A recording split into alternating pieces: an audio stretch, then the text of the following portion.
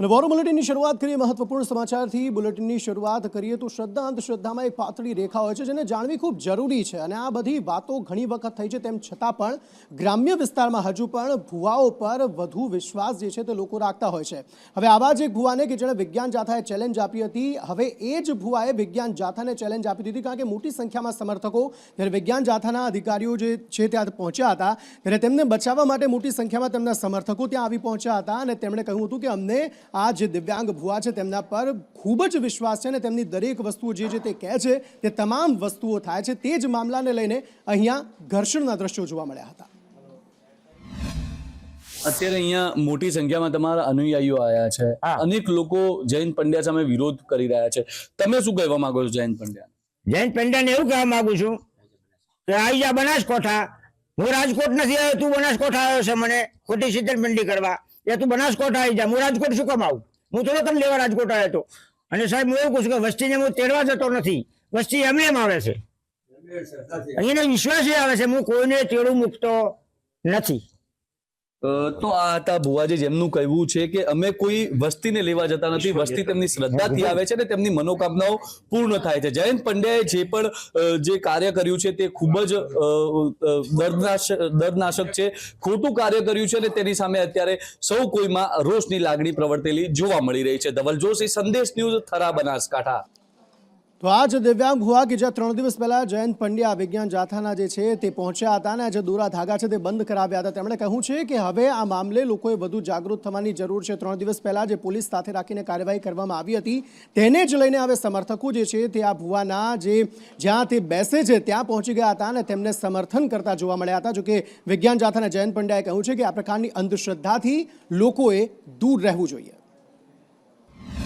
મેં પરામર્શ કરીને ત્યાં માન સન્માન સહિત પોલીસ સ્ટેશને લાવવામાં આવેલ હતા, ત્યાં પણ એની મેળે હાથ જોડીને પોતે પગે લાગીને માફી માંગી। તો એને આ બધી હકીકતને વિકૃત સ્વરૂપે કોઈ લેભાગુઓએ આખું ષડયંત્ર કરી અને ભુવાના જે આડની અંદર પોતે રોટલા શેકતા હોય કે એની દુકાન ચાલતી હોય અને બંધ થઈ જાય તેવું લાગતા તે ખોટો ઉહાપો શરૂ કર્યો છે, લોકોને તર્ક વિતર્ક અને ગુમરાહ કરવાનું એક કૃત્ય કર્યું છે। પીવાનું શુદ્ધ પાણી ન મળતા અને પ્રદૂષિત પાણીની તકલીફોના કારણે પોરબંદરના લોકોએ ભારે વિરોધ કર્યો છે। સ્મશાન યાત્રા કાઢીને અને મોટી સંખ્યામાં લોકો આ સ્મશાન યાત્રામાં જોડાયા હતા અને ભારે વિરોધ કર્યો હતો। તેમણે કહ્યું કે શુદ્ધ પાણી તમામનો અધિકાર છે અને પોરબંદર વાસીઓને પણ આ શુદ્ધ પાણી મળવું જોઈએ અને આ જ મામલે સ્મશાન યાત્રા કાઢવામાં આવી હતી અને વિરોધ દર્શાવવામાં આવ્યો હતો કે જે થઈ રહ્યું છે તે યોગ્ય નથી અને લોકોને ચોખ્ખું પીવાનું પાણી મળવું જોઈએ। તો એ લોકો આટલી લાંબી પાઇપલાઇન નાખીને ખર્ચા કરીને અહીંયા સુધી પાણી ઠાલવે છે। જો એ ખરેખર પાણી શુદ્ધ હોત તો એને ત્યાં ભાદર નદીમાં ના આવી દેવું પડત, પણ એ લોકોને ખબર છે કે એ પાણી એટલું ખરાબ છે કે જો એ નદીમાં, જમીનમાં અને શુદ્ધ પાણીમાં ભળશે તો ત્યાંની બાયોડાયવર્સિટી નાશ પામશે, લોકોને રોગ થશે।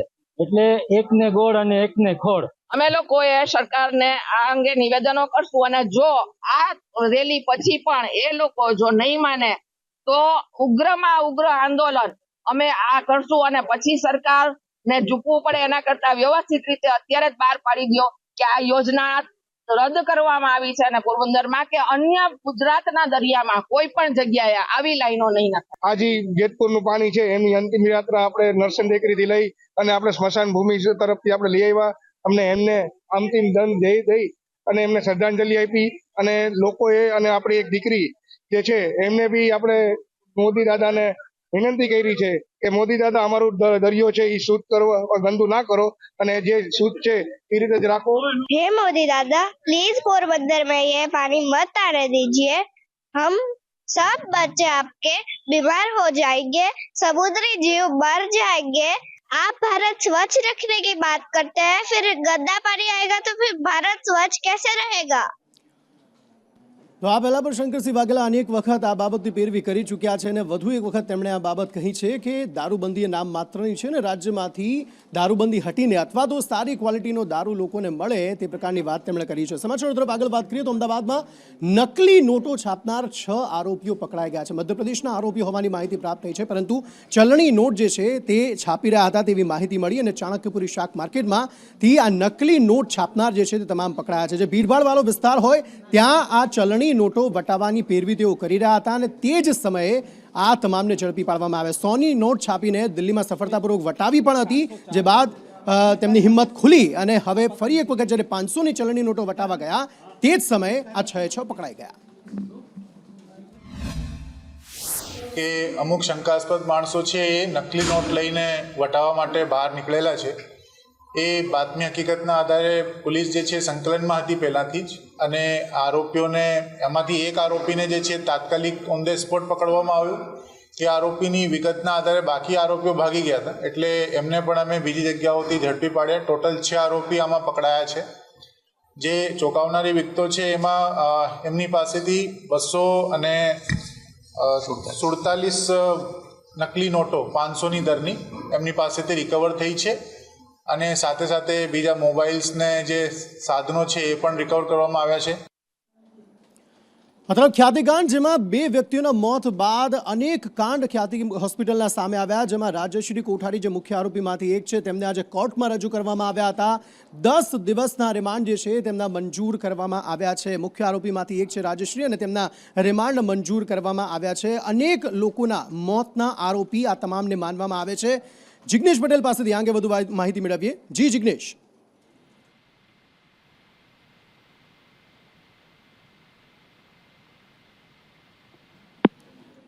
લાગે છે સંપર્ક નથી થઈ રહ્યો. ફરી એકવાર તેમનો સંપર્ક કરવાનો પ્રયત્ન કરી રહ્યા છે, પરંતુ રાજશ્રી કોઠારીની રાજસ્થાનથી ધરપકડ કરવામાં આવી હતી. જેમ જેમ તપાસ થઈ રહી હતી તેમ તેમ વધુ ને વધુ ખુલાસા થઈ રહ્યા હતા કે આ હોસ્પિટલે એક સાથે અલગ અલગ સમયે 149 જેટલા કેમ્પ કર્યા હતા, તેનાથી પણ વધારે કેમ્પ કર્યા હતા, અને જેમાં સરેરાશ દિવસના 20 જેટલા ઓપરેશન પણ આ હોસ્પિટલમાં કરવામાં આવતા હતા અને કરોડો રૂપિયાની ઠગી આ જ રીતે કરવામાં આવતી હતી. પીએમજેના એ અધિકારીઓ જે છે તેમની પણ સંડોવણી આમાં સ્પષ્ટપણે દેખાઈ રહી છે. અને આજે જ્યારે રાજશ્રી કોઠારીને કોર્ટમાં રજૂ કરવામાં આવ્યા ત્યારે 10 દિવસના રિમાન્ડ પર તેમને મોકલવામાં આવે છે. જિગ્નેશ પાસેથી આ અંગે વધુ વિગતો મેળવીએ. જી જિગ્નેશ. અંકિત, વાત કરવામાં આવે તો પોલીસ દ્વારા આજે તેના 10 દિવસના રિમાન્ડની માંગ કરવામાં આવી હતી અને પોલીસના 10 દિવસના રિમાન્ડ છે તે મળ્યા છે.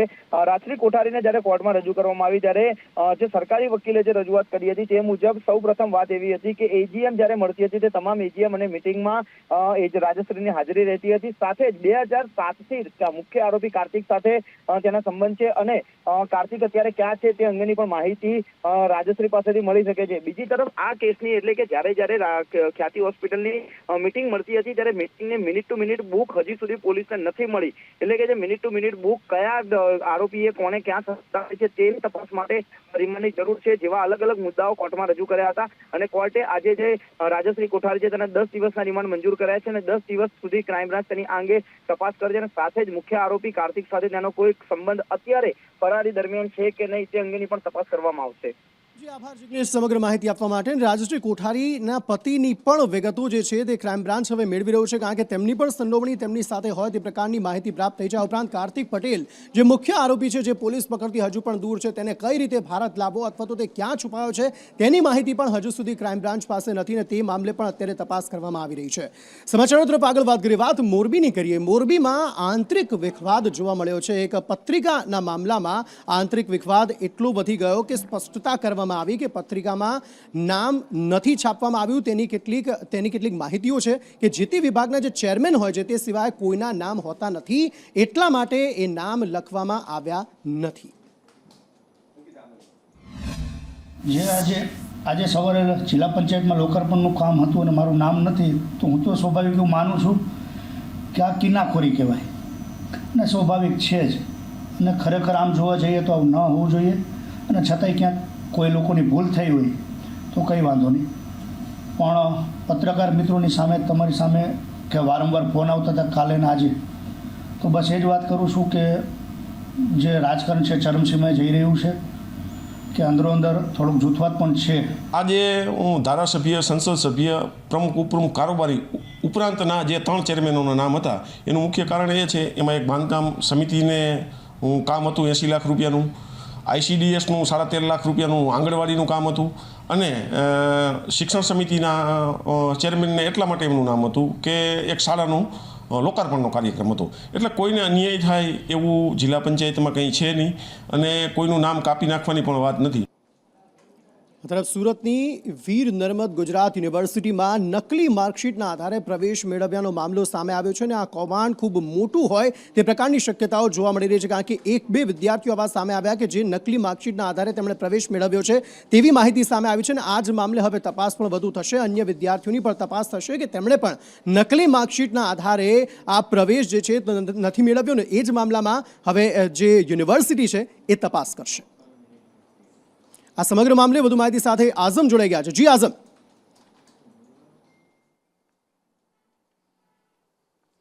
અંકિત, આખો મામલો વીર નર્મદ દક્ષિણ ગુજરાત યુનિવર્સિટીમાંથી સામે આવ્યો છે. નકલી ડોક્યુમેન્ટ્સ માર્કશીટ બનાવવામાં આવી હતી અને તેના આધારે વીર નર્મદ દક્ષિણ ગુજરાત યુનિવર્સિટીમાં પ્રવેશ મેળવી લેવામાં આવ્યો હતો.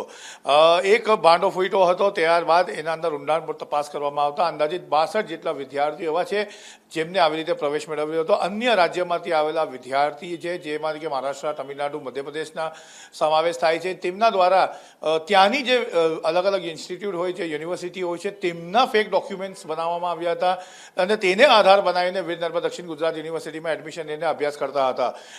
એક વિદ્યાર્થી એવો પણ સામે આવ્યો છે જે MBBSના 2 યર ભણી ચૂક્યો હતો, સાથે 3જા વર્ષના અંદર પકડાયો છે, તો કેટલાક તો એડવોકેટ પણ બની ગયા છે.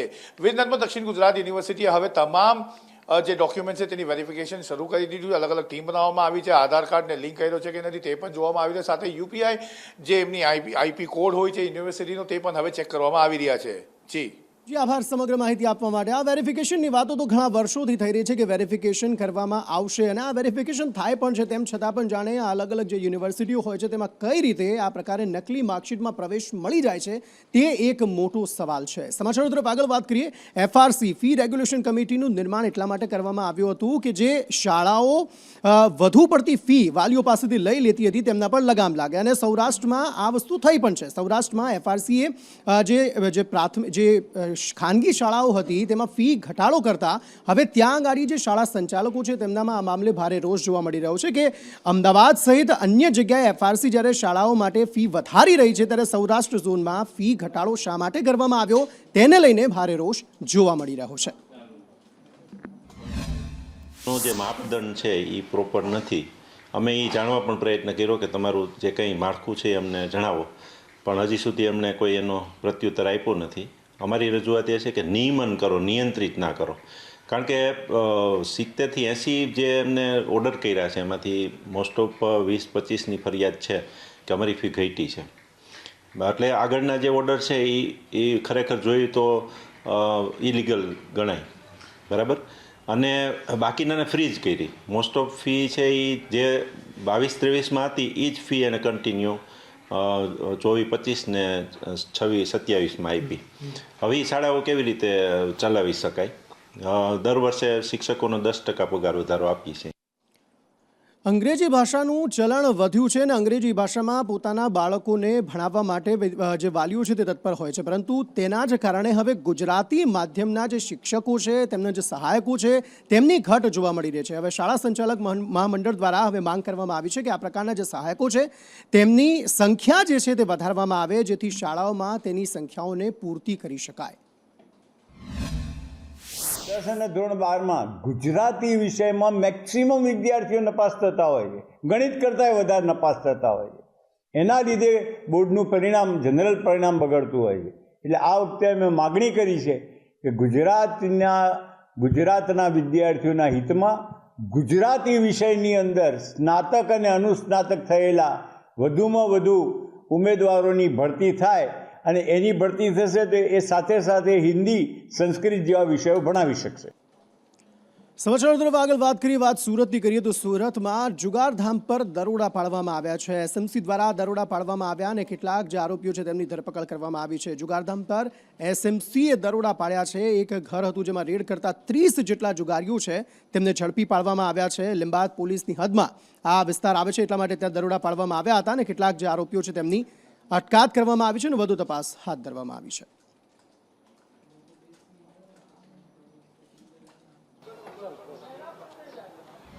સુરતની લિંબાયત પોલીસની હદ વિસ્તારની અંદર તમારી સામે છે કે સ્ટેટ મોનિટરિંગ સેલની એક રેડ પડી છે અને આ રેડ તમારી સામે છે કે નીલગિરી જે રેલવે ફાટક નજીકના દ્રશ્યો તમે જોઈ રહ્યા છો. આ બિલ્ડિંગ જે છે તેના અંદર આ તમામ લોકો અહીંયા ગેમ્બલિંગ ક્લબના અંદર જુગાર રમી રહ્યા હતા. હાલ જે સ્ટેટ મોનિટરિંગ સેલની ટીમ જે છે તે ધીમે ધીમે તમામને નીચે લાવી રહી છે અને સાથે જ ઉપર જે છે રેડની કાર્યવાહી યથાવત રાખવામાં આવી છે. હાલ આપણે જ્યારે અહીંયાના દ્રશ્યો જોઈ રહ્યા છીએ તે લિંબાયત પોલીસના નાક નીચે સની નામના ગેમ્બલર છે તેની અહીંયા ગેમ્બલિંગ ક્લબ ચાલતી હતી.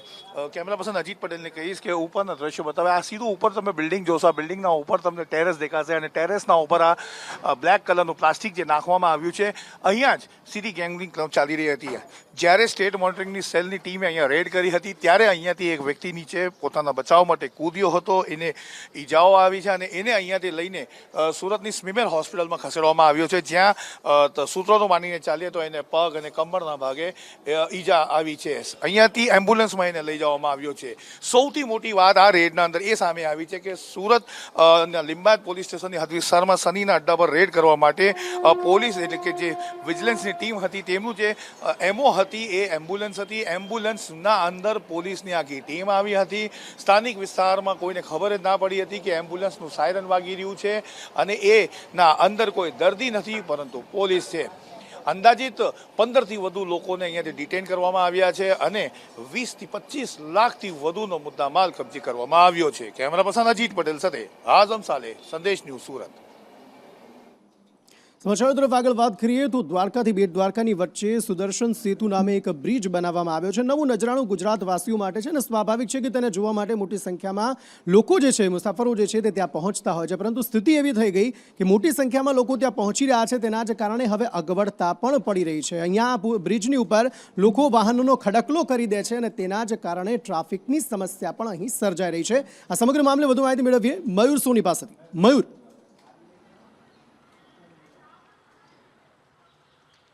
અંકિત, આમ તો દ્વારકાની અંદર બારે માસ હવે પ્રવાસીઓનો ઘસારો જોવા મળે છે અને બારે માસ દ્વારકાની અંદર ભીડ જોવા મળતી હોય છે, પરંતુ બેટ દ્વારકા જોવા માટે ખાસ સિગ્નેચર બ્રિજ તૈયાર કરવામાં આવ્યો છે. આ બ્રિજ છે એની અંદરથી પસાર થઈને લોકો સીધા વાહન દ્વારા સીધા બેટ પહોંચે છે, ભગવાનના દર્શન કરવા માટે જાય છે.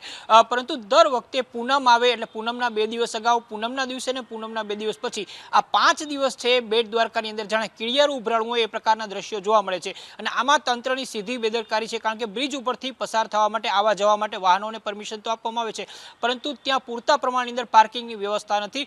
ક્યારેક ઓવરક્રાઉડ થઈ જાય છે અને તેના કારણે કલાકો સુધી ટ્રાફિક જામ પણ સર્જાય છે. ન માત્ર ખાનગી વાહનો પરંતુ સરકારી બસ છે એ પણ ઘણી વખત ત્યાં અટવાઈ જતી હોય છે. બેટ દ્વારકાનો જે દર્શનનો સમય છે એ પણ સીમિત અને નિશ્ચિત હોય છે, એટલે એ સમય દરમિયાન જો પ્રવાસીઓને આવવાને જવા માટેની વ્યવસ્થા તંત્ર દ્વારા કરવામાં આવે તો ચોક્કસ આ પરિસ્થિતિમાંથી સુધારો થઈ શકે તેમ છે. જી મયુર, આભાર સમગ્ર માહિતી આપવા માટે. અને લોકોએ પણ ચોક્કસપણે જાગૃત થવાની જરૂર છે, સમજવાની જરૂર છે કે આ રસ્તો જે છે તે એક જગ્યાએથી બીજી જગ્યાને જોડે છે અને તેવામાં અહીંયા અધવચ્ચે ઊભા રહીને ટ્રાફિકની સમસ્યા વધુ ન વકરે તે પ્રકારનું ધ્યાન રાખવાની આપણી પણ જવાબદારી છે. એટલે ગમે તેટલી વાતો કરવામાં આવે, રાજ્ય સરકારને ફટકાર લગાવવામાં આવે, પાલિકાઓને ફટકાર લગાવવામાં આવે, તેમ છતાં પણ રખડતા ઢોરોની જે રંજાડ છે તે હજુ સુધી બાકાત થઈ શકી નથી અને જગ્યાએ જગ્યાએ આ પ્રકારના મામલાઓ સામે આવી રહ્યા છે કે જેના કારણે લોકો પરેશાની ભોગવી રહ્યા છે. સમાચારો તરફ આગળ વાત કરીએ તો અન્ય એક મહત્વપૂર્ણ મુદ્દો જે છે તે પણ સામે આવ્યો કે જેમાં રાજ્યમાં એક તરફ કડકડતી ઠંડી જે છે તે તો પડી જ રહી છે, હાડ થીજવતી ઠંડી પડી રહી છે, પરંતુ હવે તે તમામની વચ્ચે વરસાદની આગાહી કરવામાં આવી છે, કમોસમી વરસાદની આગાહી કરવામાં આવી છે અને કરા સાથે વરસાદ પડશે તેવી આગાહી અંબાલાલ પટેલ દ્વારા કરવામાં આવી છે. ઠંડી અંગે જોઈએ તો આગામી 72 કલાકમાં રાજ્યના ઘણા ભાગોમાં મહત્તમ તાપમાન વધવાની શક્યતા છે. જો કે લઘુત્તમ તાપમાન છે એમાં કંઈક અંશે ઠંડીની અસર રહેશે, જેમાં ઉત્તર ગુજરાતના ભાગોમાં લઘુત્તમ તાપમાન 10 ડિગ્રી કે તેથી નીચું જવાની શક્યતા રહેશે. જે બંગાળ ઉપસાગરની જે સિસ્ટમ બની છે તેના ભેજના કારણે હમણાં તારીખ 16થી 22-24માં પૂર્વ ગુજરાતના ભાગોમાં અને દક્ષિણ ગુજરાતના ભાગમાં વાદળવાયુ આવે, ક્યાંક છાંટા થવાની શક્યતા રહી શકે. રાજ્યમાં એક તરફ કરા સાથે વરસાદ પડવાની આગાહી કરવામાં આવી છે, ત્યારે બીજી તરફ જે ધરતી પરનો સ્વર્ગ છે જમ્મુ કાશ્મીર, કે જ્યાં આહલાદક દ્રશ્યો અત્યારે જોવા મળી રહ્યા છે, પરંતુ સાથે ઠંડીની જે સમસ્યા છે તે અત્યારે વધુ જોવા મળી રહી છે, કારણ કે ત્યાં તો બરફના થર અલગ અલગ વિસ્તારોમાં જામેલા જોવા મળી રહ્યા છે અને તાપમાન જે છે તે માઇનસમાં પહોંચી ગયું છે. પરંતુ આ જ પરિસ્થિતિને માણતા જે પ્રવાસીઓ છે, મુસાફરો છે, તે અત્યારે જોવા મળી રહ્યા છે અને આહલાદક ઠંડીમાં પણ અલગ અલગ જગ્યાએ મોટી સંખ્યામાં મુસાફરો પહોંચી રહ્યા છે અને આ ઠંડીને मानी रहा है. श्रीनगर में डल के साइड में खड़ा हूँ. बहुत ही ठंड है, अभी -4 का टेम्परेचर चल रहा है, लेकिन तब भी बहुत ही सुहाना मौसम है, बहुत ही अच्छा एंजॉय करने लायक. और मैं प्रे करता हूँ कि जल्दी जल्दी बर्फ गिरे और ताकि और मैं ज्यादा एंजॉय कर सकूँ. और मैं बाकियों से भी कहूंगा कि जरूर आना चाहिए एंजॉय करने. बहुत ही अच्छी जगह और बहुत ही अच्छा मौसम है, एंजॉय करने के लिए परफेक्ट जगह. अभी -4 चल रहा है, उसके बावजूद फरन वगैरह लगाना पड़ता है क्योंकि बीमारी होती है अभी. तो इस वजह से अल्लाह से दुआ है कि बर्फबारी हो जल्द से जल्द, ताकि ये बीमारी खत्म हो जाए जल्द से जल्द. આ તરફ ઉત્તર પ્રદેશના સંભલમાં જ મસ્જિદનો વિવાદ હતો કે જેમાં 4 લોકોના મોત થઈ ગયા હતા. તેમાં તપાસ દરમિયાન એક મંદિર મળી આવ્યું, મુસ્લિમ બહુલ્ય વિસ્તાર હતો કે ત્યાં મંદિર મળી આવ્યું ને જે મંદિરમાં હવે આજથી પૂજા અર્ચના કરવાની શરૂઆત કરવામાં આવી, કારણ કે લગભગ 40-45 વર્ષ પહેલાંનું આ મંદિર હોવાનું માનવામાં આવે છે, જે અનેક વર્ષોથી બંધ હોવાનું માલુમ પડ્યું હતું. પરંતુ જ્યારે તપાસ કરવામાં આવી, ચેકિંગ થઈ રહી હતી, વીજ ચેકિંગ કરવામાં જ્યારે આવી રહી હતી, તે દરમિયાન આ મંદિર મળી આવ્યું હતું, જે મંદિરને ખોલવામાં પણ આવ્યું. તેમાં જે ભગવાન હતા તે ભગવાનની પૂજા અર્ચના કરવામાં આવી ને ત્યારબાદ હવે નિત્ય આરતી કરવામાં આવશે તેવું ત્યાં રહેતા જે હિન્દુઓ છે તેમનું કહેવું છે. जी, आज सुबह ही आकर के पहले तो अन्य मूर्तियों की और पूरे मंदिर प्रांगण की अपने साफ सफाई की गई है और उसके बाद यहाँ पे आरती का कार्य करा गया. गणेश भगवान, हनुमान जी एवं शिव शंकर भगवान की आरती की गई है. ये सबसे पहले यहाँ पे ब्राह्मण चिन्हित होना चाहिए कि जो लगातार यहाँ पे रहे. उसके बाद कमेटी का यहाँ पे कार्य किया जाएगा, लोग जुड़ेंगे और बाकी जिष्णु द्वार के लिए यहाँ पे कार्य किया जाएगा.